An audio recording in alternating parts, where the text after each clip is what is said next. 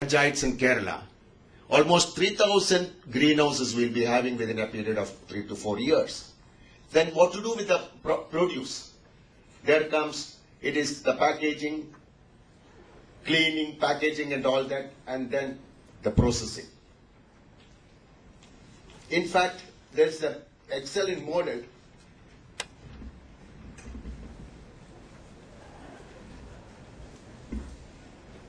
an Israeli model. They call it as sun and satellite model. I think this model has been adopted in South Korea also. I have seen myself. And I think that's a very suitable model for Kerala. I think the details, I'm not getting into that details today because we have very important eminent speakers here. I want you all to listen to them. But certainly, anybody is interested that you can approach Thai, Kerala will be able to provide that. Accordingly, you have about 10 to 15 greenhouses, and the produce is positioned in the centrally processed area, where briefly I'm telling, where from there it is cleaned, product marketed, packed and marketed all over the world, or even in Kerala. In Kerala brings in almost about 2,000 tons of vegetables every day from other states. That means that if you work out the price, total price, it works out about 1,500 crores of rupees every year. And out of which, according to the little work what you did in our lab, almost 30% is highly contaminated with pesticides. So this is the area where entrepreneurs can get in. There are a lot of the technologies available. 75% of the cost is being met by the government, 50% by the state horticulture mission, and 25% the state government. I think you all should go to enter. Now let me, there are important speakers here, and I want you to listen to them. Later we can interact and any questions can be answered. Let me now invite Mr. Rakesh Kakar, IAS, Secretary Food Processing, Government of India. Welcome to you, sir, and we are very happy that you are here today. We need your help. And a lot of entrepreneurs now will be getting into food processing, and unfortunately we are very far away from Delhi. We need your guidance, and certainly Thai can work as a bridge in connecting the initiative taken by the government here. Thank you. Let me have the pleasure of introducing Sri Rakesh Kakar. Sri Rakesh Kakar did his BA in Economics from Hindu College, Delhi, and his Masters in Economics from Delhi School of Economics in 1974. Thereafter, he taught at the undergraduate level in Delhi University for 3 years before joining the Indian Administrative Service in 1977. Sri Kakar has held senior positions in the industry, finance and planning departments in the state government of Tamil Nadu. He has worked in Government of India in the Ministries of Petroleum and Natural Gas, Finance, Power in the Prime Minister's Office, the Telecommunication Authority of India, and the Department of Consumer Affairs. He has also worked in the Energy Research Institute and in the Wind Energy Association of India. Since July 1, 2011, he has been working as the Secretary in the Ministry of Food Processing Industries. I welcome you, sir, to deliver your speech. Thank you.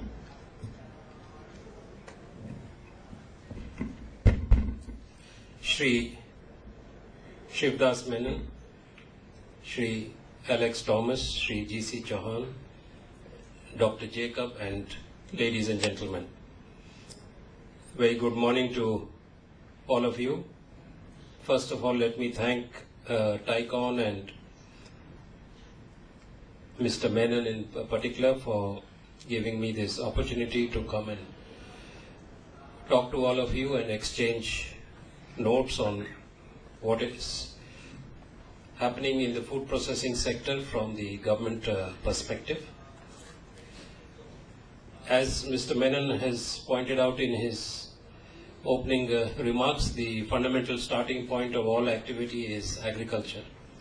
And we depend, of course, on our sister departments in agriculture, agricultural research and extension, and in the Animal Husbandry and Fisheries Department to give us the basic raw material with which we can take the processing further.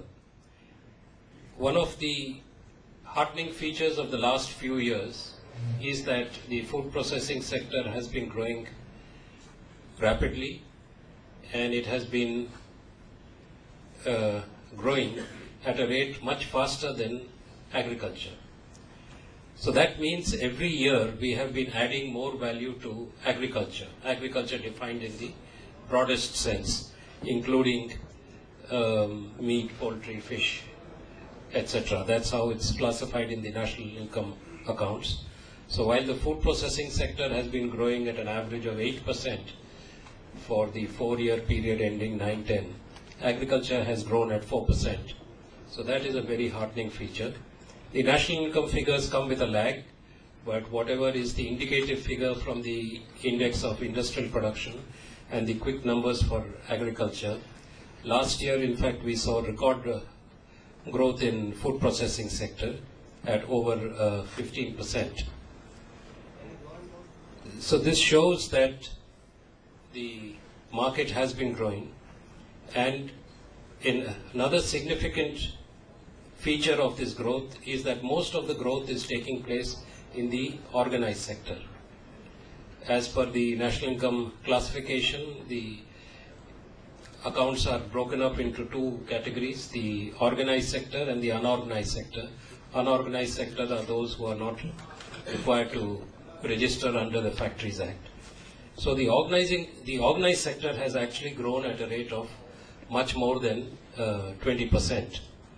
While this is good news for the sector, but what it does also mean is that the growth potential in terms of employment is much less, because the organized sector has a much lower potential for employment than the unorganized sector. But even though the unorganized sector is growing very slowly, it still accounts for the lion's share of employment. And about 70 to 75% of the employment in food processing is still in the unorganized sector. So in the government we are trying to support both the organized sector as well as the unorganized sector. This ministry was started in 1988, roughly about 25 years back, and initially all the activities of the ministry were initiated from Delhi itself, and these are relatively small, and I think that is the reason why they remained focused on a centralized mode of implementation. But last year, when we were drawing up the plan for the 12th plan, which is to start on 1st of April this year, we found that this is actually coming in the way of further growth of the sector. And as Mr. Menon also pointed out in his opening remarks, Trivandrum is very far from Delhi.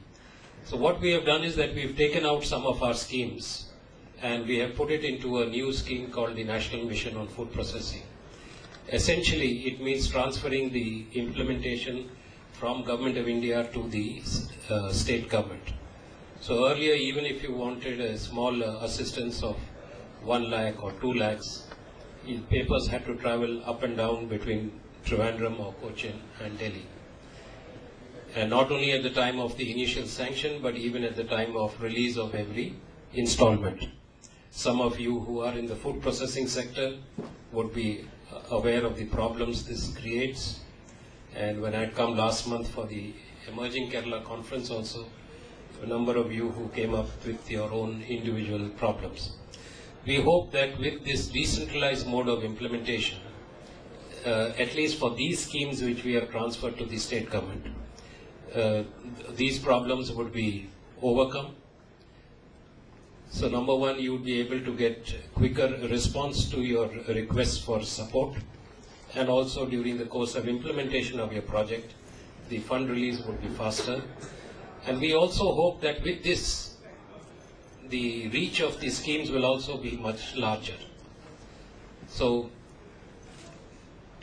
a lot of people may not be aware of our schemes, but with the implementation being done at the state government level, and with our using the state government and involving them in the entire decision-making process, we feel that the reach of our schemes will increase further. So what we have done is we have transferred 4 schemes at present to the state government. The technology upgradation scheme, the scheme for cold chain for non-horticulture. Horticulture we are still doing through the National Horticulture Board.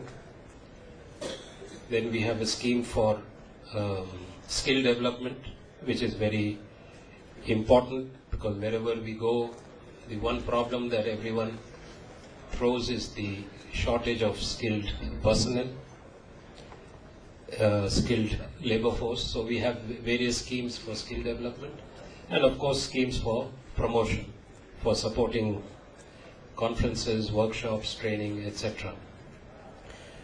So these 4 schemes have also been transferred, and as we go along the plan period, we plan to add more schemes and transfer more of the resources to the state governments.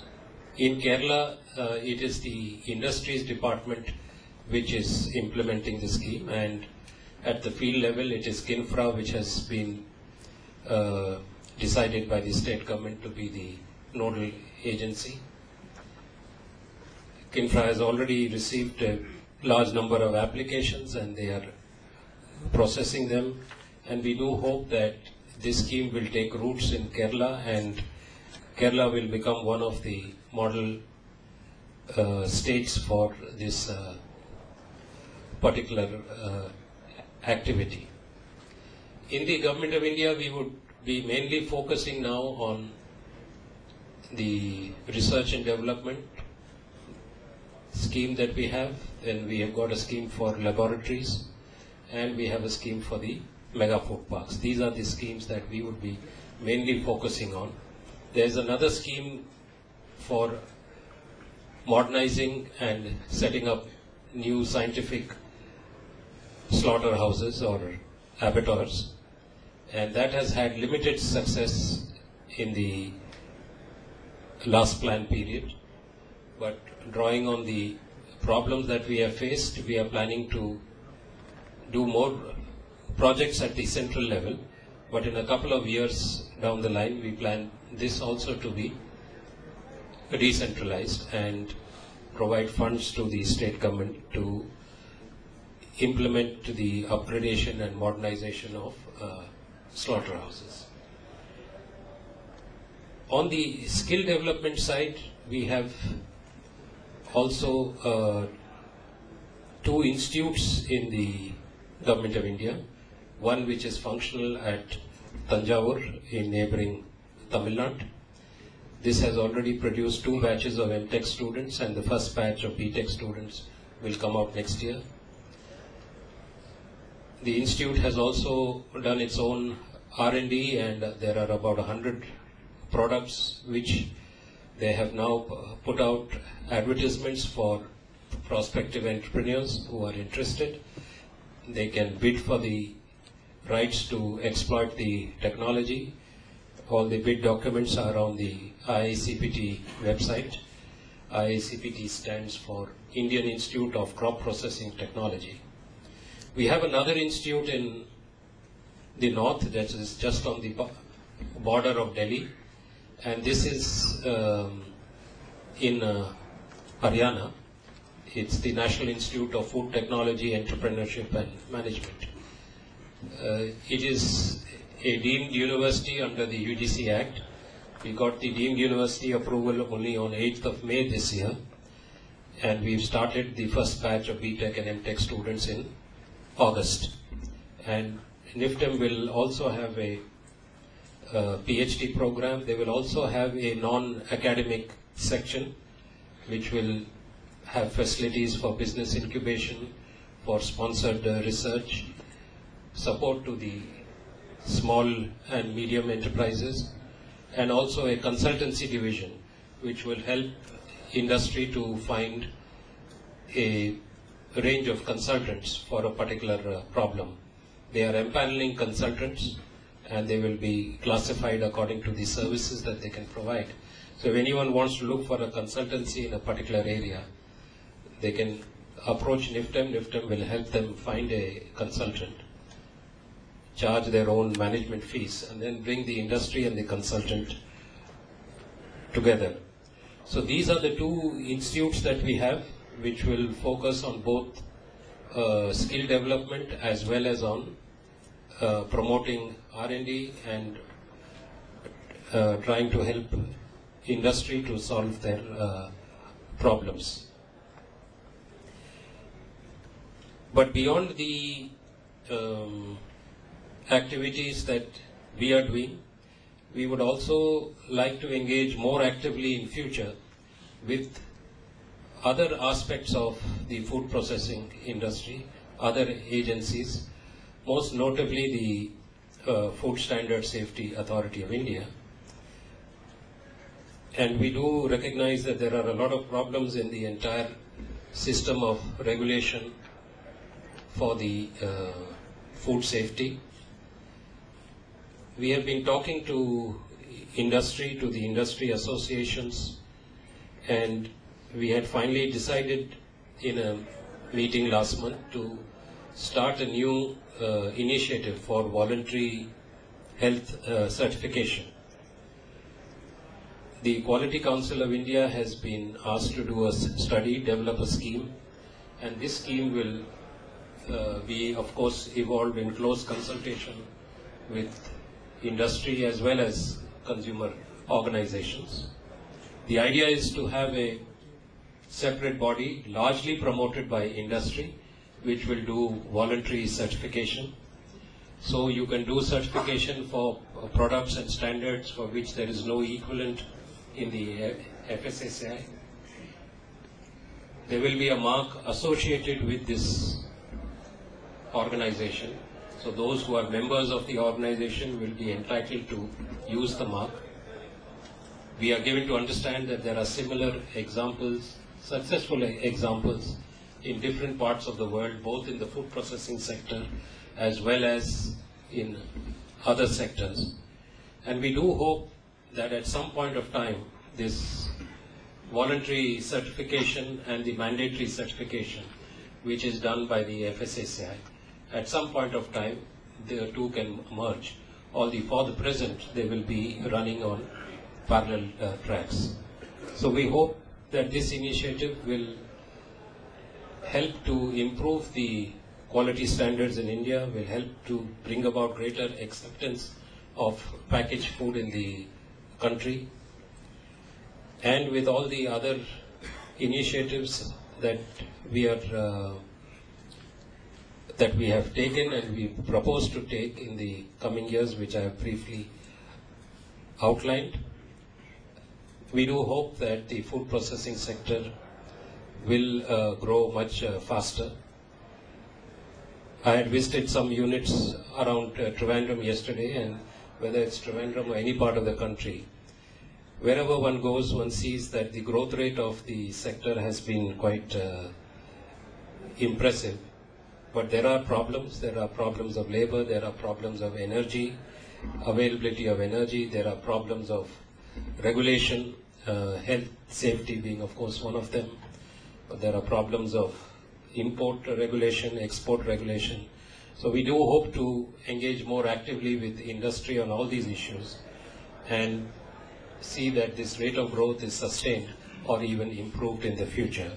And I look forward to interacting with all of you to see how we can do even more to make this sector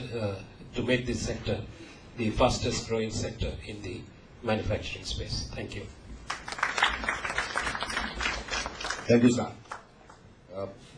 Only one area I would like to touch upon is the food safety. We have major problem here.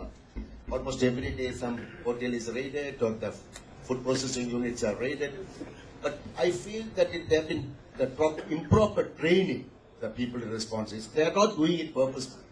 They don't know how to go about it. So the government is taking a lot of initiative. But I suggest something. There are private sector companies also having full-fledged laboratories, NABL and FSSAI certified laboratories. I think the government should take initiative in developing a PPP model. It's not. I know that it's not possible for the government to do everything itself. So some involvement, that's important, sir.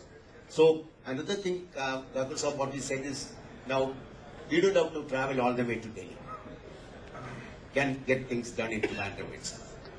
let's all do it. And this is one area. I mean, Thai feels, or everybody feels that this is the one area we'll have to develop.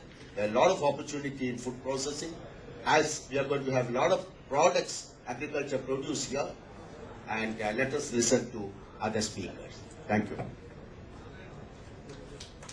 Inviting Mr. G.C. Chauhan, the former Managing Director, Priestman Holland. Mr. Chauhan has an accumulated experience of more than 45 years in commercial horticulture, which perhaps can be termed as a rare blend of technological visions and commercial potentials. His current interests are focused to designing large projects in floriculture, tissue culture, post-harvest management of horticultural produce and marketing. In earlier years, Mr. Chauhan has considerable experience in fruit and vegetable production and post-harvest management and processing technology. He has been heading his company, Priestman India Breeding Private Limited, as its managing director ever since 1997, which was a joint venture company. Mr. Chauhan has designed and commenced implementing an integrated horticulture project in Ethiopia at a capital investment of $130 million.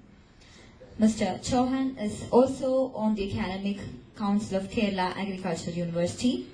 He is brilliantly experienced and has designed and handled more than 90 projects on his own. Inviting Mr. Chauhan to commence his speech.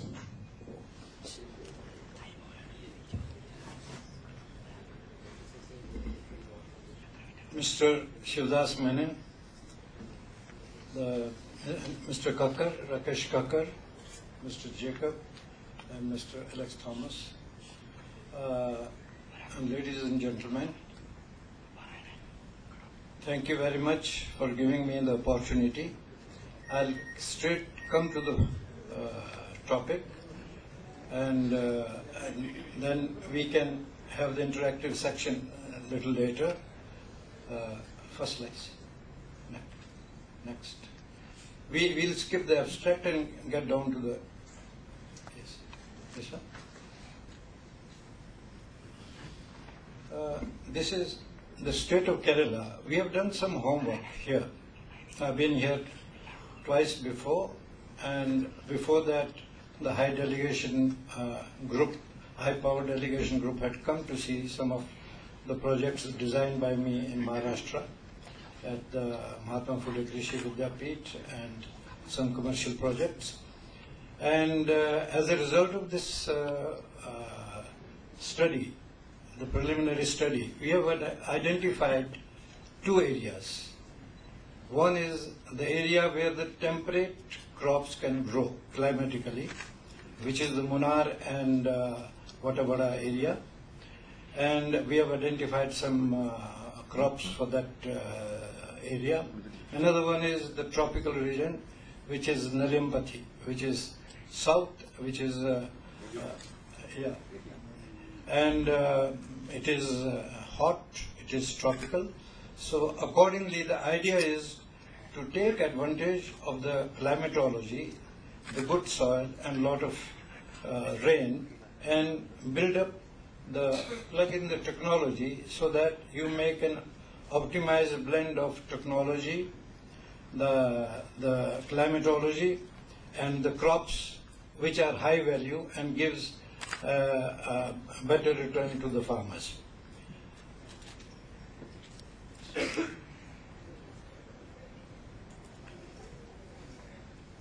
Now, this is one area in Munnar. We have proposed a high-tech horticulture project in this area. I'll share with you what are the various crops that can be grown. And this is basically the cooler zone.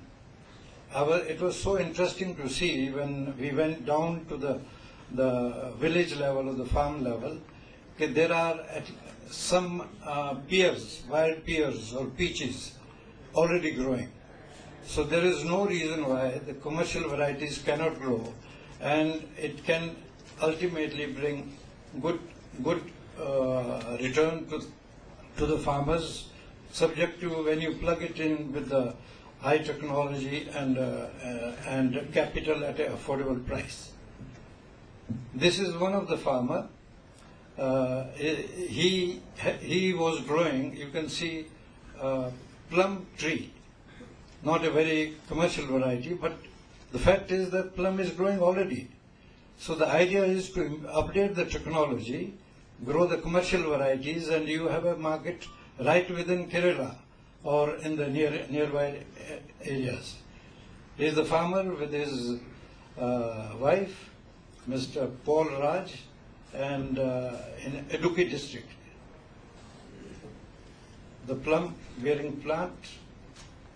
This is the pear, a very elementary variety. So you can improve with the better varieties, and with the result, the farming becomes more interesting, more interesting and rewarding for the farmers. You see, what is happening here is that with the advent of education, better opportunity elsewhere in the IT sector, the farmer has stayed wherever it was, or rather has deteriorated. This village where I had been, there was no steady supply of power. The water, there was plenty of water, but the drinking water or the proper utilization of water, there was no scheme such as that. The farmer have been growing the eucalyptus tree, which virtually kills the soil flora and makes the soil useless after a couple of years. The eucalyptus tree grows for 4 or 5 years, they cut it and it toxifies the soil, and then after they grow again. And the son of Mr. Paul Raj, he is working in some 5-star hotel in Delhi. When he came to know that I visited, he must have called me at least half a dozen times, that there is an awareness. The farmers, he says, my father is spoiling the soil. I want to check my job if I find it interesting. So the idea of this presentation is that we find ways and means which makes it interesting and commercially sustainable, and yet we cater to the food sector. See, sooner or later you can see the production of food has started plateauing. So sooner or later there is going to be a problem, whether it is after 20 years or whatever. I still fully am convinced that the real business of this country has to be agriculture. That is where your 70% of the people are involved. And even if there is a growth of 3 or 4%, you can imagine the amount of goods and services generated and the buying power, as against the industry where only a small portion is involved. This is the passion fruit already growing. All you need to do is improve the genetic content of the varieties and the methodology, the butterfruit, the coffee, the twin apple, pineapple. This is general landscape. You can see the eucalyptus trees growing. Now there is a lettuce growing in the field of this farmer. The steep slope, all that is required is there is a good fertility, and all that is required is make some kind of proper contouring, conserve the soil, and use the methods maybe under the poly houses. Then you grow the latest varieties of lettuce and pak choy and all these leafy vegetables. So in case of fruit crops, we had shortlisted that we can grow plums, peaches, cherries, apricots, pears, apple, varieties with the low chilling variety. That means it is basically the apple requires about 1400 units. Unit means the temperature below 8 degrees it should be 1400 hours. Only then it will flower properly and give fruit properly. But there are now varieties which can come into flowering and fruiting with 700 to 800 units. So we must try that. I have a good feeling that we can do that. But it is not possible that we make the farmers the guinea pig. I'll share with you the model through which we can achieve this objective, so that after testing properly, we will recommend these crops to the farmer. And the persimmon is one of the, these are various fruits that can be grown. High value vegetables. High value vegetables, you can grow lettuce, iceberg. So it matures in about 80 to 100 days. Then pak choy, celery, parsley, basil, leek, cherry tomato, lemongrass,